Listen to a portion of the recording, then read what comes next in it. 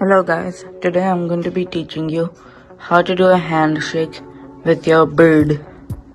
This can work with any bird, and to do a handshake, your bird should be able to come on your finger.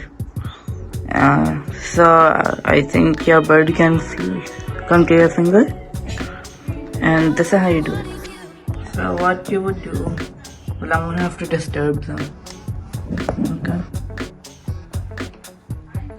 No itching, okay? You can do this after the video. What you would do is, well, wait. And then put your finger. See it? And then handshake. It's easy as that. And afterwards, you should also after your bird does a handshake with you, you should give it a treat. So yeah. Leave my hand over. Okay, yeah, that's all.